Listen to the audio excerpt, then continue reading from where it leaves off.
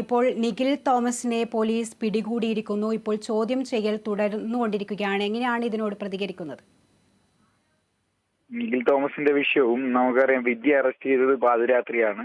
നിഖിൽ തോമസിനെ ഇന്നലെ അർദ്ധരാത്രിയിൽ പോലീസ് അറസ്റ്റ് ചെയ്ത് ഈ വിഷയത്തിൽ സമ്മർദ്ദത്തിലാവുന്ന സമയത്ത് ജനങ്ങളുടെ കണ്ണിൽ പൊടിയിടാൻ വേണ്ടിയിട്ടാണ് നിഖിൽ തോമസിനെ അറസ്റ്റ് ചെയ്തിട്ടുള്ളത്. കൃത്യമായിട്ട് അറിയാം. ഇപ്പൊ വിദ്യ അറസ്റ്റ് ചെയ്തതിനു ശേഷം അപ്പുറം എന്ത് സംഭവിച്ചു ചോദിച്ചാൽ, വിദ്യയെ ഒടുവിൽ പാർപ്പിക്കാൻ സഹായിച്ച ആളുകളൊക്കെ ഇപ്പോഴും വെളിയിലാണ്.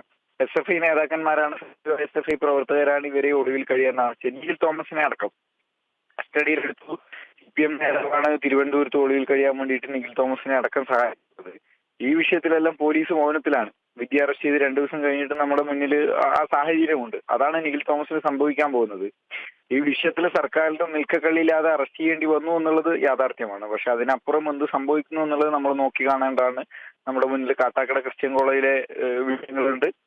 അതേപോലെ ഇപ്പൊ വിദ്യ അറസ്റ്റ് ചെയ്തതിനു ശേഷമുള്ള വിഷയങ്ങൾ അറിയാം. ഇന്നും രണ്ടാമത് വിദ്യക്ക് കസ്റ്റഡിക്ക് അപേക്ഷ പോലും പോലീസ് കൊടുത്തിട്ടില്ല. അപ്പൊ ആ രീതിയിൽ കേസിനെ ഡൈല്യൂട്ട് ചെയ്യാൻ വേണ്ടിയിട്ടാണ് പോലീസിന്റെ ഭാഗത്തുനിന്നുള്ള ശ്രമം, സർക്കാരിന്റെ ഭാഗത്തുനിന്നും.